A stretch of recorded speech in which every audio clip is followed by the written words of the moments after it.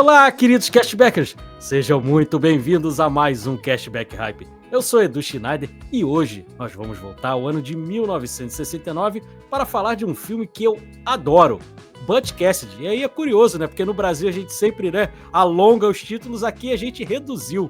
E, obviamente, para falar de um episódio tão maravilhoso, episódio do meu aniversário, eu não vou estar aqui sozinho. A comemoração tem que ser com o time de elite, né? Os fundadores do Cashback, os Founding Fathers, né? do Cashback. John Souza. Olá, muito boa noite. Depois daqui, acabando o episódio, a gente pega a nossa viagem pra Austrália, viu? Pra comemorar teu aniversário. Eita, rapaz, Austrália, né? Como é que é o clima lá na Austrália? Ele nem sabe, ele não sabe. Ele só sabe que fala inglês, né? Tá ótimo, é o que a gente precisa saber. Vambora. É isso aí. E o pai das meninas, né? Rodrigo Poli. Fala, meus queridos castbackers. Meus parabéns, seu Eduardo. Olha só, Muito episódio de obrigado. aniversário. Escolheu bem, hein? isso Que aí. dupla, né? Que dupla. Dupla dos bonitos e talentosos, hein? Muito bom, é isso aí. Vamos pra cima. Vamos falar desse filmaço aí, Faroeste. Sempre maravilhoso, Isso aí, né? Faroeste, se eu não me engano, é o primeiro Faroeste do Cashback, não é isso? Eu tô achando que é, não sei, eu tô com essa Eu impressão. não me lembro de a gente ter Pô, feito outro, não. demoramos então, Eu já né? até fiz vídeo, né? Eu fiz vídeo do Brokeback Mountain, né? Mas acredito que Cashback nós High... falamos de... O do outro... Do Clint, não teve? Não, ainda Não, Mas o do Pedro Alves, não. outro... Dogs... O outro de cowboy gay que a gente fez também. Ah, é verdade. Netflix. Ataque dos Cães, da Ataque Jane dos Cães, Campbell. exatamente. É verdade, com o Benedict Cumberbatch, né? Esse É aí. verdade. É, rapaz. É isso aí. É outro cowboy gay, O né? outro É verdade. cowboy gay, esse aí. É, É verdade. É isso aí. Então, aumente o som e...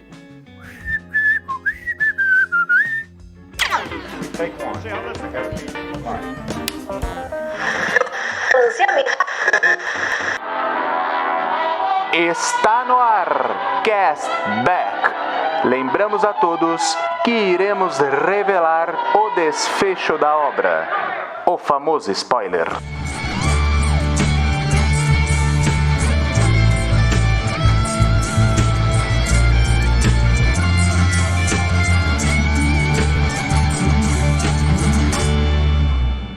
E já começou, né? Vamos aí já entrar direto aí no filme, né? Por que eu escolhi Butch Cassidy Send the Kid, né? O título, né, em inglês, que aqui no Brasil ficou só Butch Cassidy, né? Que eu acho que, pô, não tem nada a ver, porque o filme é dos dois ali, é uma dupla, né? Então, e dessa vez, né, da vez passada a gente fez diferente, mas dessa vez acredito que caiba aqui. Eu quero saber dos meus amigos qual foi a primeira experiência com Butch Cassidy, desses atores aí que eu amo. A gente tá fazendo uma homenagem, né? É meu aniversário, mas é um episódio dedicado ao Robert Redford, né? Porque ele faleceu aí tem pouquíssimo tempo e esse filme aqui, pelo próprio Robert Redford, ele fala que foi o papel preferido da vida dele. Então eu quero saber dos meus amigos, primeira experiência com Butch Cassidy, filme de 1969. Pois é. E aí, Vai lá, Rodrigão? Vai eu? Então vamos lá. Vai nessa. Cara, baita filme, né? O Robert Redford aí, pai do Brad Pitt.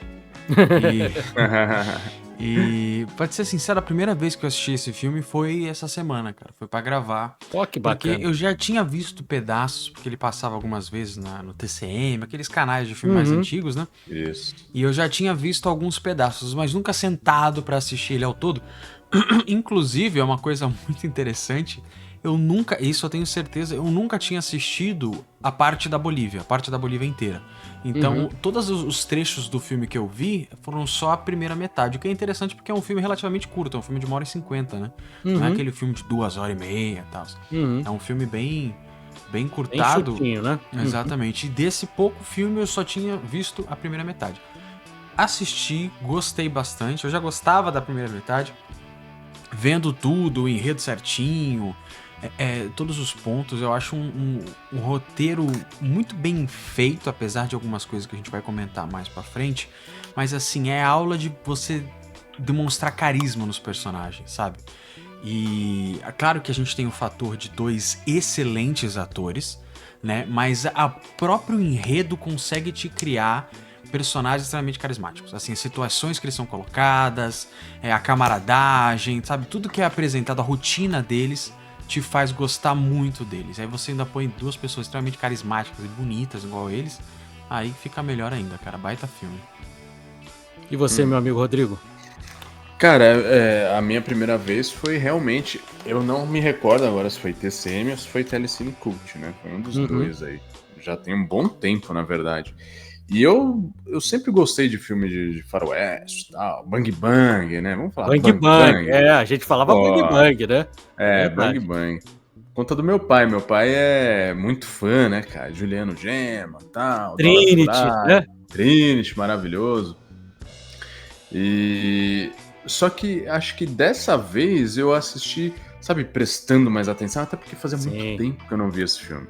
E existe um Rodrigo antes de Castback e um Rodrigo pós-Castback. O Rodrigo antes de Castback gostava, assistia filmes pra caramba, tal, legal, mas o pós-Castback ele começa a prestar mais atenção em alguns detalhes, em coisas como fotografia que não prestava atenção antes. Eu achava que fotografia, a gente sempre fala disso aqui, né? Fotografia não é só paisagem, apesar de ter paisagens maravilhindas nesse filme, mas não é só paisagem. A gente falou aqui, até em off, sobre a fotografia, né?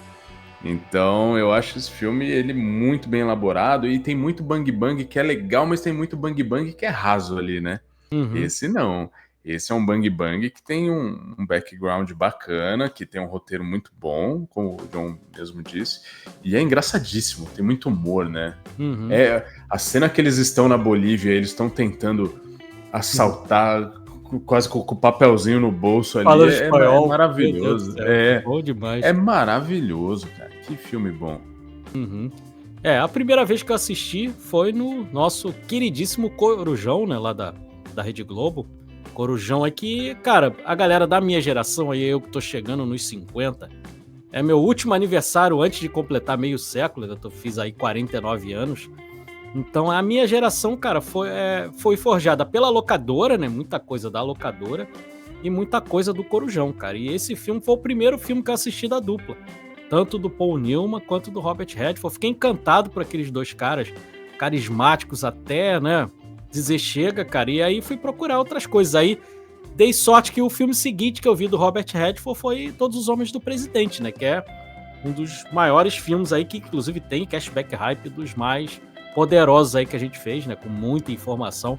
Se você nunca ouviu aí, nunca viu, cara, busca aí na nossa playlist lá, bote Todos os Homens do Presidente, que você não vai se arrepender. E eu tava até pensando em outro filme, né, pra trazer pro meu aniversário. Eu tinha até comentado com vocês, eu ia trazer um filme do Truffaut, né, A Noite Americana, que também é um filmaço, que pra mim é um dos filmes que fala muito sobre cinema, assim, que fala sobre como que é a técnica no cinema, e ele faz isso muito bem.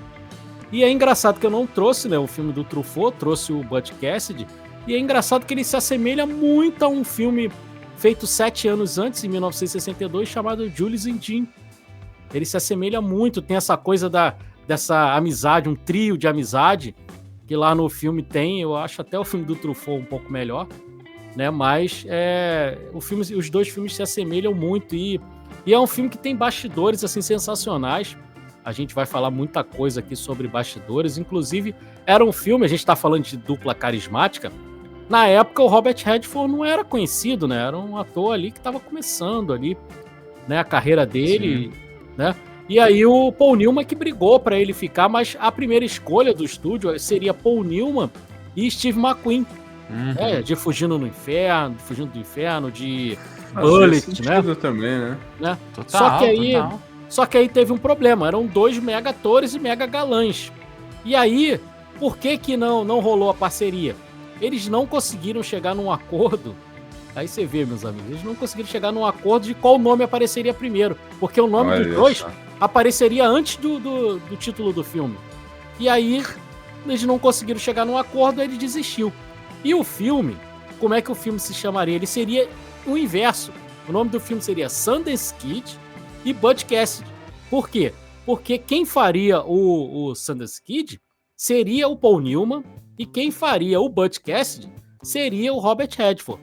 Quando o Robert Redford leu o roteiro, ele falou, cara, Não tem como. E o Robert Redford olhou aquilo e falou, cara, esse papel tem muito mais a ver com o Paul Newman. E o Paul Newman resistiu muito, porque o Paul Newman, até o Rodrigo comentou sobre isso, em off com a gente, o Paul Newman nunca foi um ator de comédia, né? Ele não tinha essa veia cômica. Ele achava que ele tinha feito um filme de comédia anterior que tinha sido um fracasso. Ele falou, cara, eu não sirvo pra comédia, e ele resistiu muito. Mas aí, o Robert Redford conseguiu convencê-lo. Eles se tornaram grandes amigos após esse filme, amigos até, né, a velhice dos dois ali. Inclusive, esse filme é muito importante para a carreira dos dois, porque a gente chegou a comentar isso num Cashback Hype, o Festival de Sundance ter esse nome, que foi criado pelo Robert Redford, por causa do Sundance Kid. E o Paul Newman tinha uma instituição de caridade que tinha o nome da gangue, né, a gangue do buraco na parede, né, o Hole in the Wall. Ele tinha uma instituição de caridade com o nome do filme. Eles ficaram muito amigos e eles viviam trollando um ao outro, cara. Tem uma história que é a história mais engraçada dos dois, que, de sacanagem, o Robert Redford mandou pra casa do Paul Newman um Porsche. Comprou um Porsche e presenteou o amigo. Só que não era um Porsche comum, era um Porsche totalmente destruído, com perda total por conta de uma batida. Fez de sacanagem mesmo. Aí você pensa que o Paul Newman ficou chateado? Não, sabe o que o Paul Newman fez? Pegou o carro, mandou pra quê? Sabe aqueles negócios de compactação? Que a gente vê muito em filme, que amassa o bicho. Ele compactou o carro todinho, aí combinou com a esposa do Robert Redford, e aí pegou e botou dentro da casa do Robert Redford. O carro compactado. Num dia que eles estavam viajando. E aí o Paul Newman comenta, mas aí o Robert Redford ganhou a brincadeira, porque ele nunca comentou que o carro estava dentro da casa dele. Ele simplesmente ignorou e seguiu a vida. Então tem essa trollagem ali entre os dois. Eu queria comentar também de parte técnica, que eu sei que a gente não tem feito muito isso, mas eu acredito que aqui vale a pena, até porque você vê que são pessoas que depois vieram a trabalhar juntos em outros papéis, em outros filmes. Você tem o diretor George Roy Hill, que fez o Golpe de Mestre com os dois, com a dupla ali, e que é um filme de comédia também que ganhou o Oscar, né? Poucos anos depois ali, o George Roy Hill, né? Grande diretor, e também o roteiro é o William Goldman, que é um dos melhores roteiristas aí da história de Hollywood. Fez o roteiro de Todos os Homens do Presidente, né? Que é outro filme aí, como eu já falei, maravilhoso. E a fotografia, como o Rodrigo falou, do Conrad Hall, né, que fez Beleza Americana e fez um outro filme já no finalzinho da vida do Paul Newman, que é o Estrada pra Perdição, né, que tem o Tom Hanks também, que é um filme, o John aí, que é um conhecedor aí nosso aqui do Cashback de quadrinho, é baseado numa HQ, né, John? Estrada pra Perdição. Sim, sim. Das HQs mais famosas aí. E é um filme muito bom também, né, você tem... E, você tem a trilha de Burt Bacharach, que é um cara que eu sou apaixonado por conta da trilha do Arthur, um Milionário Sedutor. Eu adoro esse filme, que é um filme que hoje em dia pouca gente conhece, um filme com o Dudley Moore e com a Liza Minnelli. É um filmaço aí de comédia também, maravilhoso, para quem nunca assistiu, procure aí que você vai gostar. E você tem esse trio maravilhoso, o Paul Newman fazendo o Butch Cassidy, né? Você tem o Robert Redford fazendo o Sundance Kid, e você tem a Catherine Ross, que já esteve aqui no Cashback, quando a gente fez a live da Primeira Noite de um Homem, né? Fazendo a Eta Place, né? E, como a gente sabe também, o Butch Cassidy e o Sundance Kid, e a Eta também, são personagens da vida real, né? Personagens que existiram, né? Exatamente, cara, exatamente. É baseado... Eu cheguei a anotar aqui, é baseado no Robert Leroy Parker, né, que é no caso do Butch Cassidy, e o Harry Logaboff, alguma coisa assim, algo parecido com isso, que é o Sundance Kid, que foram famosos assaltantes ali no final do século. É bacana, gente, você tá trazendo de volta essa questão, Edu. Eu acho legal para aquela galera que muitas das vezes não assistiu ainda o filme, tá aqui até por conta do seu aniversário, a gente contextualizar e dar o enredo do filme. Eu acho que isso é uma coisa que vale a gente fazer no começo. Eu só vou falar rapidamente aqui um enredo que eu anotei pra gente conversar. Né, o filme acompanha Butch Cassidy e Sundance Kid, dois famosos fora da lei do velho oeste americano, líderes do bando, como você comentou, né, buraco na parede, Rolling the Wall. Após uma série de assaltos ousados a trens, os dois passam a ser caçados incansavelmente por uma equipe de perseguidores de elite. Com a pressão aumentando, eles fogem para a Bolívia junto com Etta Place, que é a personagem da Catherine Ross, como você estava comentando, companheira de Sundance, que aí a gente, né, comentou que é quase um trisal que funciona esses caras. Aí, no entanto, mesmo em terras estrangeiras, os dois continuam com sua vida criminosa até que o destino os alcança em um confronto final lendário, cara. Essa história, a gente pode até falar assim, cara, eu acho que isso aqui tá sendo mal justificado, isso aqui é mal feito e tal, mas o todo torna tudo tão mais palatável, cara, que você até releva alguns erros do filme. Saca? A gente tava comentando em off, não querendo jogar muito mais pra frente, mas o filme ele tem uma quedinha na questão da frequência dele, no ritmo dele, ele tá aqui e tal, de repente eles vão pra Bolívia e aí cai. E aí a gente pode até discutir, argumentar e falar, não, mas essa foi talvez a intenção do diretor. Falar assim, olha, eles tinham que mudar. Então o ritmo do filme cai porque realmente esses caras tinham que sentir o peso de que, a gente fez muita merda lá, teve que mudar de vida, a gente vai mudar o nosso ritmo. Entendeu? Só que não dá, né, cara? Porque lá dentro eles continuavam a mesma pessoa. Fazendo a mesma coisa, né? É verdade. Eles não conseguiam mudar, né, cara? Você vê que eles tentam... Não, vamos ser honestos agora. E não consegue. Aí o trabalho que eles pegam é um trabalho de segurança, né? E aí eles começam a ter ideias de eles roubarem o dinheiro dos caras. É tudo doido, né, cara? É engraçado demais, não tem como. E o nome da gangue verdadeiro, né, da época lá do Butch Cassidy, do Sundance Kid, era Wild Bunch. Era o nome de verdade. Mas por que mudaram pro filme? Você olha e fala, cara, por que mudar? Não tem nada a ver. Por conta, cara, pra quem aí gosta de faroeste, tem um filme do mesmo ano, um filme de 1969, de um diretor maravilhoso, chamado Sam Peckinpah, né?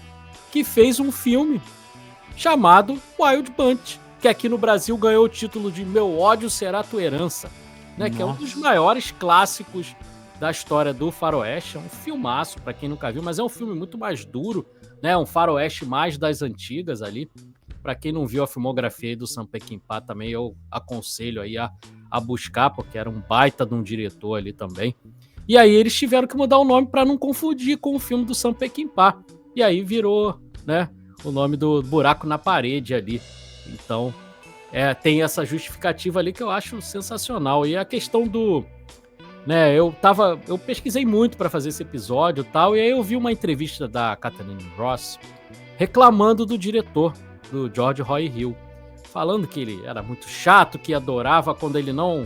era alguma cena que ele que não dirigia, que era a segunda unidade que dirigia e tudo mais. E aí eu fiquei me questionando, falei, mas por que isso? Porque no vídeo que eu vi, não justificava do motivo dela odiar ali o diretor e tal. Eu fiquei com aquela pulga atrás da orelha e fui buscar. E aí achei, né? Porque a Catherine Ross, ela namorava com o Conrad Hall nessa época do filme, que é o diretor de fotografia.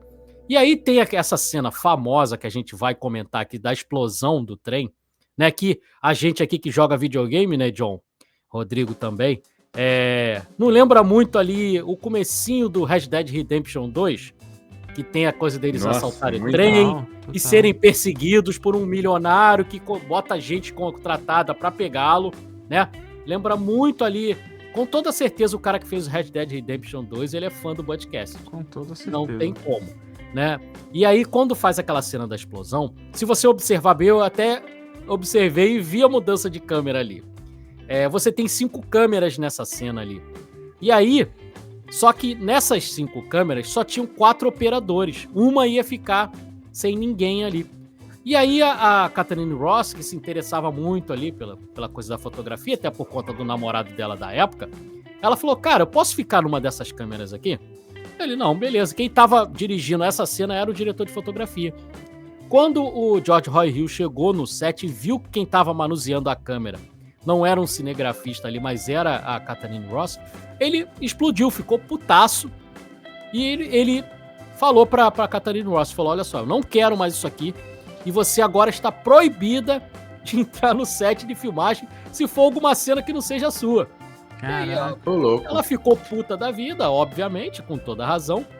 E aí, por isso, por conta dessa entrevista aí, que eu descobri por que ela não gostava. E eu acredito que ela tem razão. Porque nada demais, cara. Ela tá ali, cara. A cena saiu maravilhosa, né? A cena é das cenas mais emblemáticas ali do filme, né? Ficou muito bem feita ali. E o cara explodiu ali, a meu ver, à toa aí. E aí tem outra curiosidade também, porque no começo do filme tem aquelas cenas em sépia, né? Começa com as fotografias e tal, e aí tem uma cena em sépia, que é na hora que o Sundance Kid dá aqueles tiros, né, na arma do cara. E quem tá ali, no primeiro papel dele no cinema, é um cara que é emblemático também de filmes de faroeste, que é o Sean Elliott, que todo mundo vai conhecer, que é o cara do bigodão branco. O bigodão. Marido Todo mundo da conhece. Catherine Ross, né? Exatamente. Então você vê, hoje ele é marido, até hoje eles se casaram na década de 80 e eles são casados até hoje. Então, né, tem um filho, acho que uma filha juntos. Então eles estão aí até hoje. Pra quem, pra pessoal mais da cultura pop, que talvez não esteja associando quem é o Sean Elliott, o Sean Elliott é o cara lá, o zelador lá do Motoqueiro Fantasma, né? Ele aparece lá no Motoqueiro Fantasma. E aí você vê como é que as coisas, né, o universo ele é muito interligado.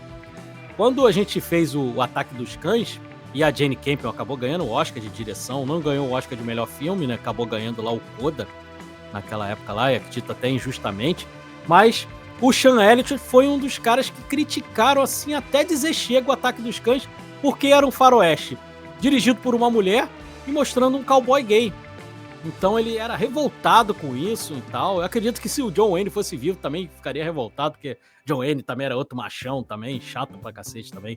Apesar de ter filmes maravilhosos, mas como pessoa mesmo, pessoa física, era uma mala sem alça, né? Mas você vê que tá tudo interligado ali. E tem outra coisa também, a gente tá falando aí de Brad Pitt, outro cara também da geração aí que, né, do Brad Pitt, que é o Tom Cruise, que é o cara que faz as cenas perigosas. Aqui nesse filme, nós temos também o proto Tom Cruise, porque o Robert Redford fez questão de fazer as cenas de ação, inclusive aquela que ele anda sobre o trem. Então tem essa curiosidade aí também do Robert Redford. Pois é, então, eu queria falar com vocês da química dos dois, né, cara? Que eu acho que a gente precisa... Você falou que eles eles tiveram uma amizade pela vida toda, né, depois desse filme, mas acho que a química deles em cena também dá muito boa, né? Porque parece que eles estão sempre...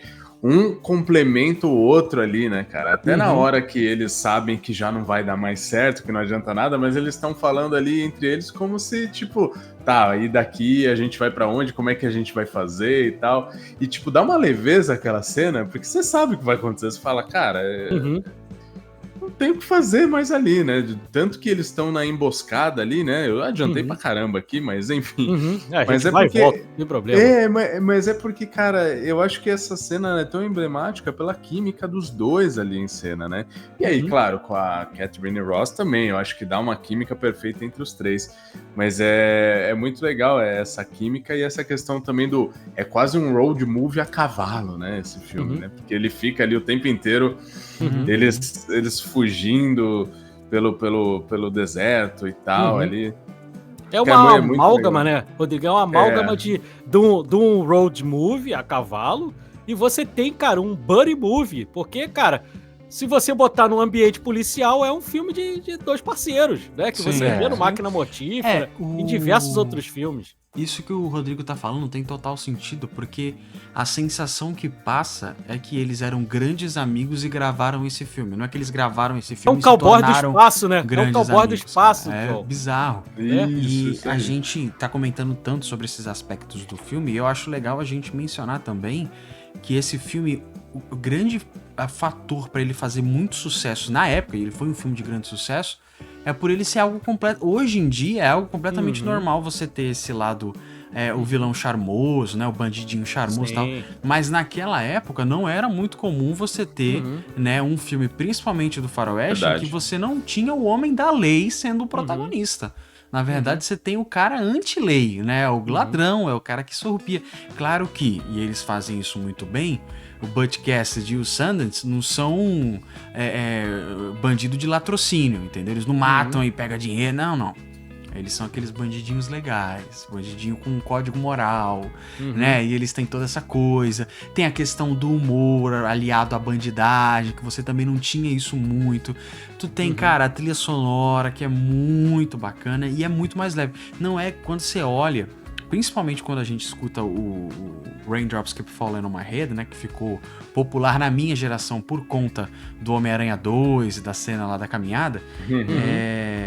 Não é uma trilha sonora de filme de faroeste, entendeu? Você não vê o Clint Eastwood, né, com aquele jeitão dele no faroeste e tocando Raindrops Keep Falling on My Head de fundo. Então ele subverte várias coisas e ao mesmo tempo ele pega aquilo que ele gosta, né? Então você tem os cenários, o roubo ao trem e tal, mas o protagonista são os bandidos. Aí você pega, você estipula esses cowboys, os caras são bons de mira, tá, tudo bem. Aí você joga ele pra Bolívia, saca? Então você brinca com o gênero, você vai flexionando esse gênero de umas formas muito legais. Que é aquilo, hoje em dia, talvez você já tenha visto de tudo nesse gênero, mas naquela época, em 1969, você não tinha isso, cara, e foi bem bacana. E tem uma coisa, você falou aí muito bem, John, também não existiria esse filme se não fosse Bonnie and Clyde, né? Total, do veio 2 da Faye Dunaway, né? Que é considerado o marco ali da nova Hollywood. E, cara, fez muito sucesso também, porque você tem dois homens lindos, e aí, o que aconteceu? As mulheres, as namoradas, levavam os maridos pra ver o filme. Faroeste é um gênero muito masculino. Totalmente. Né? Tem muito machismo e tal, apesar de que uma das grandes conhecedoras aí de faroeste que eu já vi é uma mulher, né, num podcast que eu vi. Mas é um gênero muito masculinizado e tal, tanto que tem essa coisa do preconceito contra o gay e tal, do Sean Elliott, do John Wayne, tem esse preconceito, mas aqui o filme, as mulheres trouxeram muito os namorados, os maridos, pra assistir com elas. E aí, cara, dobrou a bilheteria, né? Você tem os homens que continuam assistindo ali, tem as mulheres ali. Fez um sucesso arrebatador. E aí você falou da música, que é a música criada pelo Burt Bacharach e interpretada pelo B.J. Thomas, que era um astro da música country, né, nos Estados Unidos. E ele, cara, quando ouviu a primeira vez a música, ele detestou. O agente dele não queria que ele gravasse a música, falou que ia enterrar a carreira dele. E aí, o que aconteceu aí, cara? Né? O cara hoje em dia só é conhecido, pelo menos, cara, nos Estados Unidos ele era bem conhecido, mas aqui em outros países, cara, ele só é conhecido por causa do filme, né? E a cena, cara, eu não sei vocês, mas ela não parece que é um videoclipe dentro do filme. Porque ela parece meio deslocada, porque a primeira vez que eu vi, meus amigos, eu não entendi muito, eu falei, ué, mas ela não é namorada do Sundance? Exatamente. Ela não é namorada do Butch. E ela tá ali numa cena romântica na bicicleta, que inclusive também está falando aí de o ator ou o dublê fazer a cena. Quem fez as acrobacias ali foi o próprio Paul Newman também, né? Foi ele que fez, você vê que não é um dublê.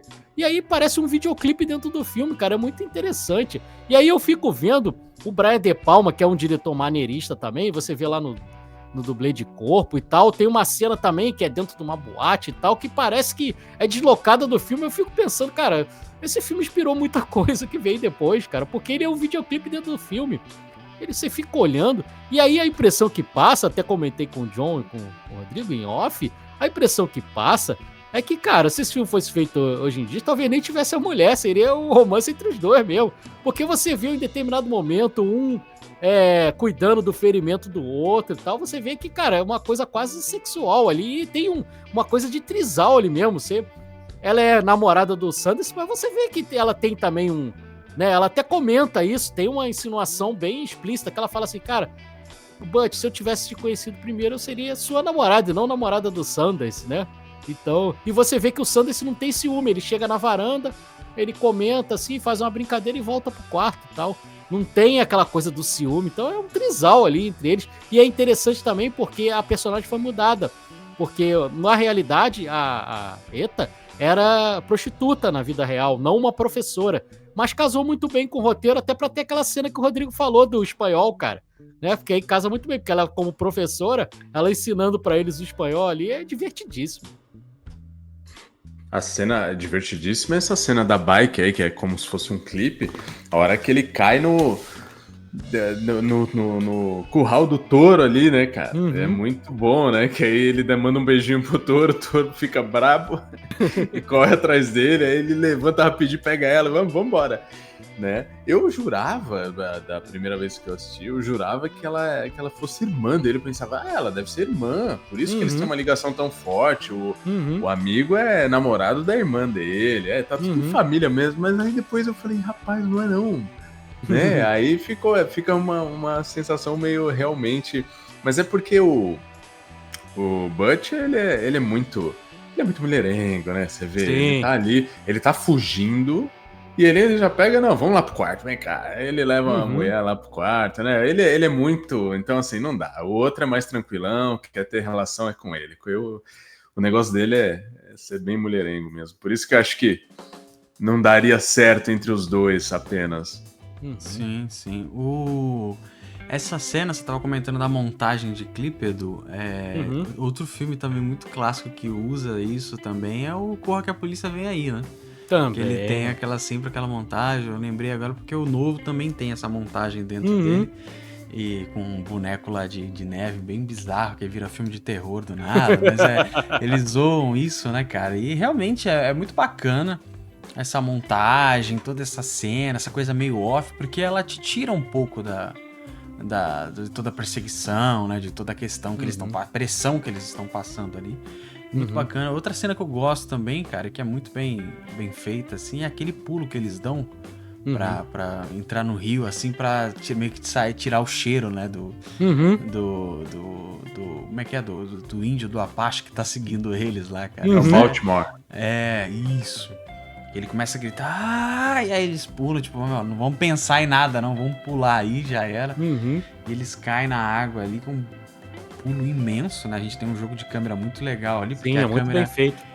Como você comentou que eles fizeram a própria acrobacia, mas é legal porque eles colocam a câmera de um jeito que você não consegue ver o rosto, né? O sol tá batendo de trás, então eles ficam todos uma na sombra. penumbra. Exato. E aí você não consegue ver o rosto de quem tá fazendo, mas é muito bacana. Sim. O filme tem vários momentos assim que você fala, poxa, isso aqui é legal, assim, você não encontra sempre.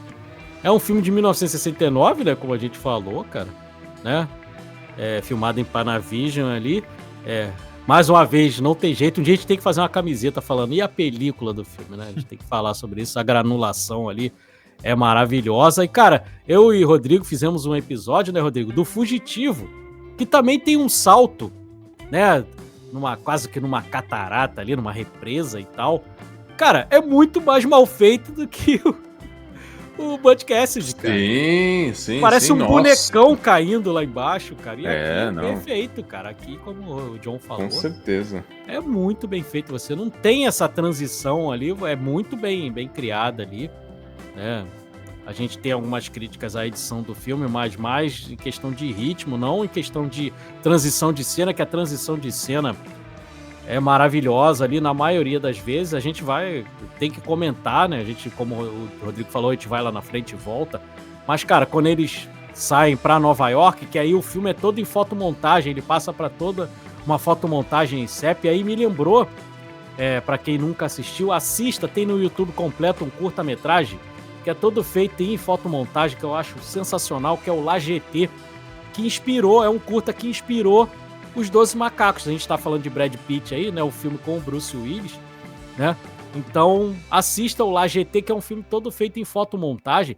E aqui você tem essa fotomontagem ali, a transição de cena, né? Parece que eles estão em movimento, porque, né? A fotografia, porque o cinema é isso, né? Várias fotografias ali em movimento, né? Em movimento contínuo.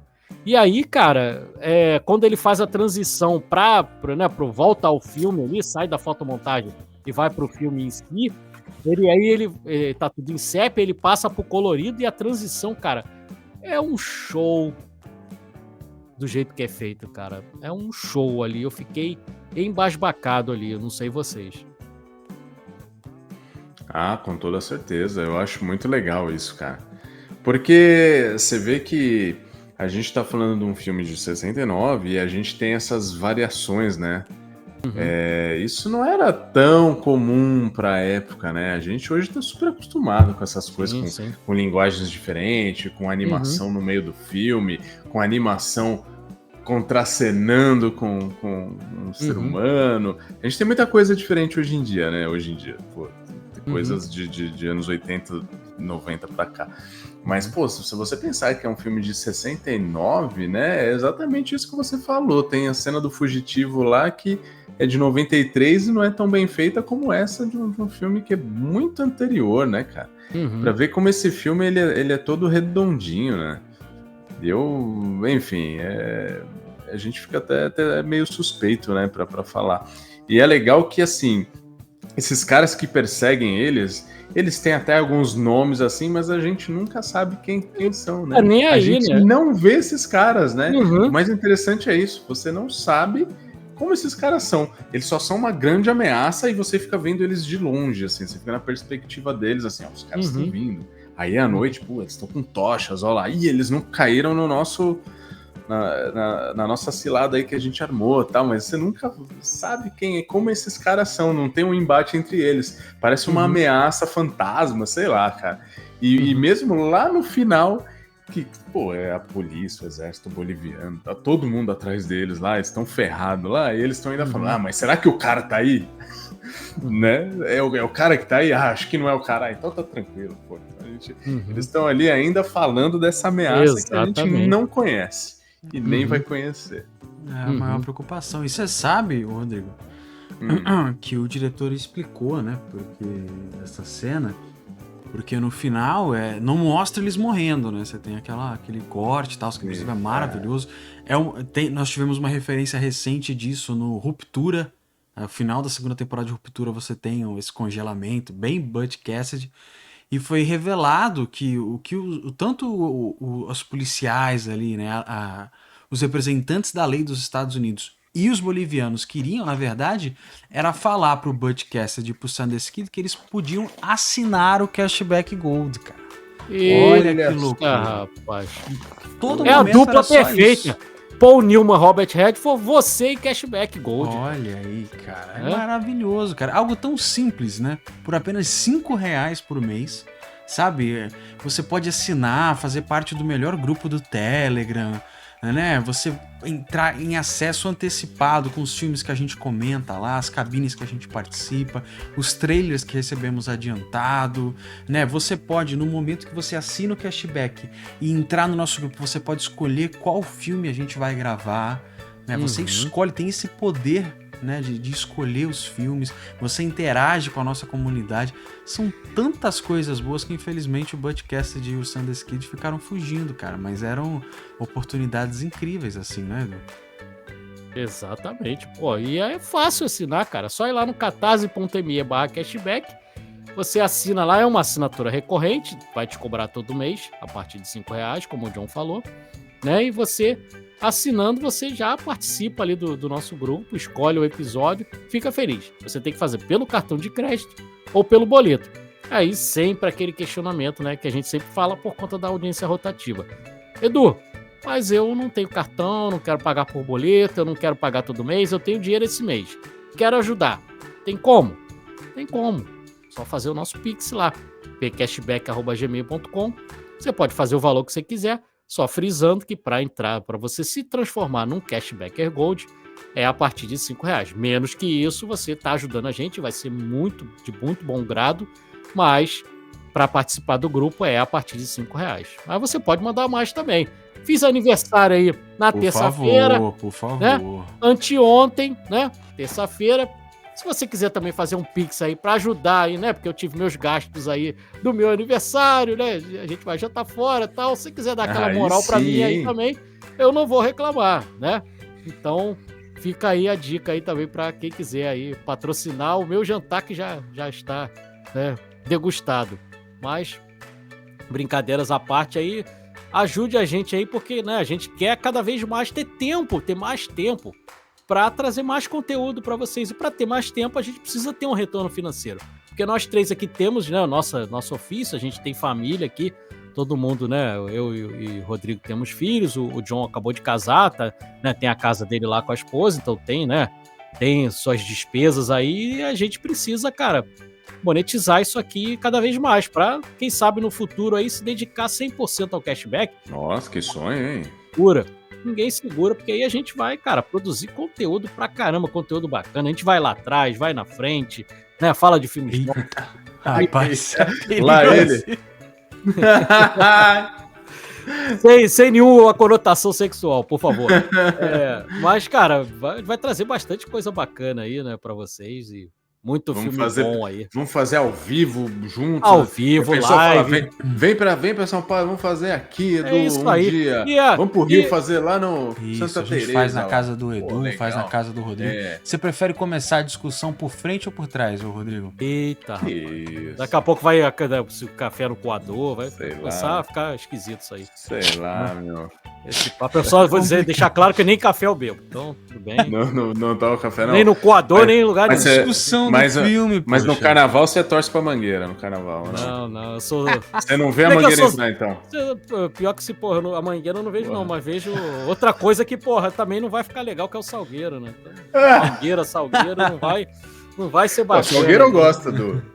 Salgueiro eu gosto. Eu não Salgueiro sei, eu não experimentei esse tipo de coisa aí, mas já tô com quase 50, acho que não é mais o momento de... Mas nada contra aí, é melhor mudar esse assunto aí, senão daqui a pouco a gente vai se complicar nas bobeiras que a Que gente papo é esse? vamos voltar aqui ao Budcast aqui. Mas, né, é um filme que ganhou 4 Oscars, né? Ganhou aí, né, melhor fotografia, ganhou melhor canção, melhor roteiro, ganhou Tô falando dos prêmios. ganhou canção O filme aí original, que ganhou. né? Ganhou canção original, né? Ganhou 4 Oscars, e aí, cara, mais nenhum Oscar aí pras atuações, né? Que é uma pena. Robert Redford nunca ganhou nenhum Oscar, né? Não tem. Ganhou como diretor, né? Acabou ganhando como diretor lá, o filme, inclusive, com o nosso saudoso, né, Donald Sutherland também, né? Gente como a gente. Mas, como ator, ele nunca conquistou um Oscar. E aí você vê um Rami Malek tendo Oscar, de entristecer a gente. O Paul Newman, coitado, foi ganhar um Oscar. Paul Newman foi ganhar um Oscar em 1986, lá na Cor do Dinheiro, né? O filme do Martin Scorsese, repetindo o papel que ele tinha feito no Desafio à Corrupção, né? Ele repetiu o papel e aí sim ele ganhou um Oscar, ele contracenando com o Tom Cruise, que é um filmaço também, pra quem nunca assistiu, assista A Cor do Dinheiro. Martin Scorsese é chovendo molhado falar que é bom. Inclusive vai ter um documentário dele na época que saiu o trailer aí, vai ser, ó, daqui. Sensacional ali, né? Maravilhoso. Essa época é boa, né, meu? Sempre tem coisa. Sempre tem coisa boa. Pena que são poucas coisas, né? Aí fica muito caro pra gente que é pobre aí. Não dá. Né? Mas é muito, muito legal ali. E o Paul Newman, cara, era baita de um ator ali também. Robert Redford também, né? E aí vocês estavam falando aí de inspirações e tudo mais. Sabe quem é super fã desse filme e disse que virou diretor quis virar diretor depois de assistir Butch Cassidy? Ben Stiller. Não. Ben Stiller é fã também. Uhum. Não faço ideia. É um diretor que a gente ama, já esteve aqui no Cashback mais de uma vez. Eu, particularmente, amo. E aí, mais uma vez eu digo, as coisas se entrelaçam aí, são sempre... É um diretor do curioso caso de Benjamin Button. Achei que era Taika Waititi. Não, David Fincher é mega fã. É um dos filmes da vida dele. Ele é apaixonado por esse filme. E é engraçado porque a crítica na época não recebeu bem esse filme. Um dos críticos aí mais considerados, né, o Roger Ebert, né, lá dos Estados Unidos, que é um dos críticos mais renomados ali, infelizmente já falecido, ele critica bastante o filme, inclusive essa coisa que a gente falou do ritmo, né, que diz que é uma comédia, mas ele acaba abandonando uma coisa, e isso eu até concordo, porque como o Rodrigo falou, a coisa de a gente não ver a ameaça, mas ela tá sempre ali permeando, e chega uma hora que eles esquecem e só vão retomar ali na cena final, né? Ele meio que é esquecido, essa perseguição ali e tudo mais, e aí vem a coisa da Bolívia, quando eles vão pra Bolívia, que inclusive foi filmado no México, né? Não foi filmado na Bolívia ali, e todo mundo passou mal, né, que fez o filme. As únicas duas pessoas que não passaram mal passaram por causa da água, né? Água contaminada e tudo mais. Os dois únicos que não passaram mal foram Paul Newman e Robert Redford. Sabe por quê? Uma coisa que salvou eles é uma coisa que eu também adoro. Eles passaram bebendo refrigerante Eles não beberam água, eles só beberam refrigerante e birita, cara. Era só bebida alcoólica e refrigerante. Eita, nós. Aí eles sim. não foram contaminados. Se eles estivessem em São Paulo, né, Rodrigo? Talvez eles estivessem com metanol no sangue. Aí, Pô, né? aí não ia ter. Né? Não Não íamos ia ter passar bem. grandes obras. Aí na hora que explodisse o Depois. trem, explodiria os dois atores também, né? É. De tanto metanol ali, mas. Gente, que loucura isso aí, né? Né, coisa Pois é. bizarra ali, cara. Aliás, convenhamos, o Nicolas não está aqui hoje por conta disso aí, né? Exatamente, Você vê como né? influencia, né? Exatamente. Que coisa, por conta do... Mas Calma, ele ele tá não tomou bem, metanol, ele tá tá bem. bem. Não, tá bem. não é porque ele bebeu, não, é porque a Questão empresa de que ele trabalho, trabalha, né, que É, tem algumas marcas de bebida alcoólica que, né, que ele é da área de Gestão, publicidade. né? Gestão de crise, né? Não tem jeito. Uhum. Isso aí. Tá afetando o setor, né? Ele não tomou metanol, não, tá tudo bem. Fiquem tranquilos. É isso aí, cara. Ai, meu povo. Eu espero que esse episódio de aniversário aí tenha sido uma homenagem aí. Eu não digo a altura, porque, pô, pra alcançar o que o Robert Redford e o Paul Newman fizeram pela gente aí pelo cinema, né? É complicado, mas, né, no mínimo que a gente possa chegar ali, que tenha ficado ali, né? Pelo menos ali aceitável pro que esses caras merecem, que, pô, são dois atores assim que eu sou apaixonado, cara. Principalmente o Robert Redford. É um ator que eu tô sempre falando, né? Vocês que me conhecem já aí há bastante tempo, eu tô sempre falando desse cara. Quando ele morreu, o dia que ele morreu, eu tava me sentindo como se eu tivesse perdido um parente ali, cara, porque sou apaixonado por esse cara, porra. E era um cara gente boa, né? Não era só o cara ali do cinema, mas era um cara parceiro, gente boa. Inclusive, a gente comentou isso outro dia, no dia que ele morreu. O próprio Walter Salles fez o Diário de Motocicleta, que o Robert Redford é um dos produtores, fez por conta da insistência do Robert Redford, porque queriam botar atores americanos e tal, e aí bateu o pé que tinha que ser atores ali latino-americanos, e aí, né, ficou muito mais crível ali a história. Aquela coisa que o Denzel Washington fala, que não é questão de ter que ser o cara da raça, o cara do povo pra fazer determinado público, mas, cara, é a questão que o cara sabe como é que aquela comunidade, aquela sociedade funciona. Então é melhor você ter alguém ali, né? Um judeu fazer filme sobre judeu, o cara italiano, filme de italiano, o negro fazendo filme para contar a história deles também. Né? Ele até dá o exemplo, né? O Denzel Washington dá o exemplo o negro, ele sabe o cheiro daquela prancha lá para alisar o cabelo. Ele sabe o cheiro que tem. Isso é importante, isso é cultura. Ele diz, isso é cultura, né? Então isso é muito importante ali. O Robert Redford foi um cara que fez muito pelo cinema. O próprio Paul Newman também. São dois caras ali que, né, são eternos. A gente sempre diz, né, que o cara que trabalha com artes tem isso de bom, que o cara ele morre, mas na verdade ele vai continuar aí para sempre, né? Enquanto tiver cinema aí, enquanto o cinema existir, eu acredito que não vai morrer tão cedo aí. Esse cara vai estar sendo falado aí como diretor, como ator, que era um cara fenomenal aí, como pessoa, como ativista, né, como cara de fomento ao cinema independente também. O Sundance, Festival de Sundance, né, é importantíssimo hoje em dia, aí tem uma importância muito grande para revelar diretores, revelar atores aí pro cinema, porque hoje em dia já são mainstream aí, mas que surgiram lá muito por causa do Festival de Sundance, né? Então a gente deve muito a esse cara. E as novas gerações que acham que ele começou lá fazendo filme da Marvel, não, cara, esse cara tem muita história, né? Tem muita história pra contar aí. Nossa, tá louco. Nos anos 70, 80, tem um filme dele que é um filme dele, não sei se você já assistiu, Edu, chama Até o Fim. Uhum. É um filme de naufrágio, é ele, só ele, o filme inteiro. E ele segura a onda, porque é um filme que o barco dele ali tem problema, vai afundar e você, sem trilha, sem nada, e é o filme inteiro ele se virando e fazendo as coisas, e ele segura, e não é um filme que fica monótono. É um filme de 2003, muito bom esse filme, cara, eu gosto muito, Até o Fim. Fica a dica aí, galera. Fica a dica. Tem o Quiz Show que ele dirige, né? O Robert Redford, já mencionei isso também. Tem vídeo, inclusive, do Cashback aí no nosso canal, vídeo de crítica, que é um filmaço com o Ray Fiennes, né? Com o John Turturro.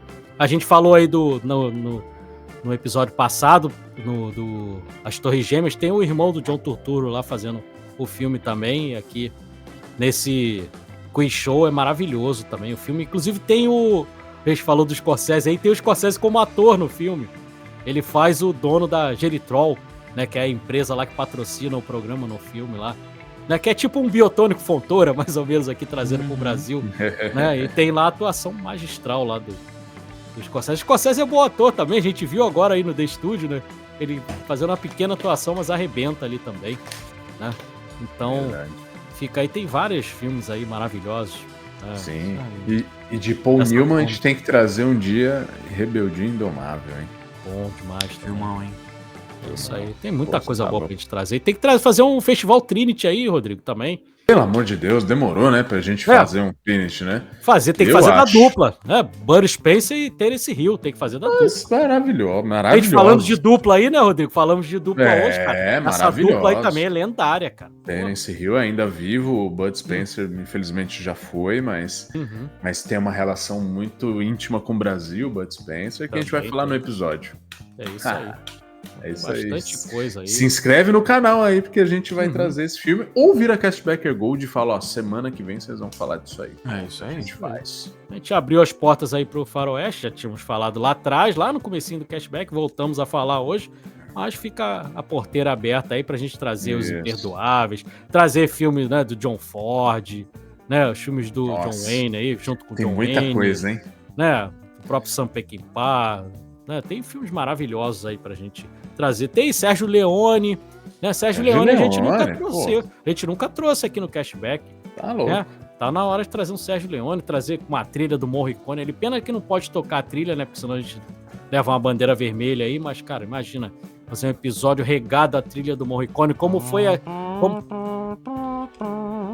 Aquele trompetinho maravilhoso dele, né? Como foi lá no Cinema Paradiso, né? Que a trilha também do Ennio Morricone espetacular, né? Então, fica aí as porteiras abertas pra gente trazer Faroeste aí, trazer o Western. O Bang Bang, como o Rodrigo disse, que merece aqui também, porque é um gênero que a gente adora aqui. Boa, né? Que já foi o maior expoente aí, foi o filme de super-herói, né? Na década de 50, 50. Exatamente, é isso. Né? E hoje em dia aí tem poucos filmes, infelizmente, mas quando tem também é muito bom ali, né? Então, é verdade. Tem muitas séries também, Chaparral, né? Isso. Bonanza, tudo faroeste antigas, né? Séries antigas. Fez muito sucesso, né? É isso um aí. capítulo da história do cinema, com toda certeza. É isso aí. Fechamos, meus amigos? Fechamos. É isso. Então, isso aí. Inscreva-se no nosso canal, ative o sininho, né? Que o Cashback traz bastante conteúdo aí de cinema, né? Tem nosso Cashback Hype, que é o grande, né, programa nosso aí, né? Toda quinta-feira, 8h45 da noite. Sai aqui no YouTube às 8h45, mas lá no Spotify, né, sai mais cedo, a partir de 5 horas da tarde. Se você for inscrito no canal, você vai ver que meio-dia e pouquinho já tá lá disponível, né? Mas é oficialmente 5 horas. Você pode acompanhar, inclusive pelo Spotify, você pode acompanhar em vídeo também, né? Hoje em dia tem essa prerrogativa. Ou se você só gosta de ouvir o áudio, também não tem problema, porque no seu agregador aí de podcast vai estar lá também disponível em áudio para você curtir aí o trabalho do Cashback, que, como vocês sabem, já passou de 200 episódios, cara. Se somar com as lives, então, que a gente já fez aqui no YouTube, cara, é coisa de quase 300 aí, né? De conteúdo aí, bastante bacana aí, de filmes mais antigos e filmes mais novos. Beleza? Muito obrigado aí quem ficou com a gente até aqui. Grande abraço e até a próxima, meus amigos. Valeu! Valeu! Valeu!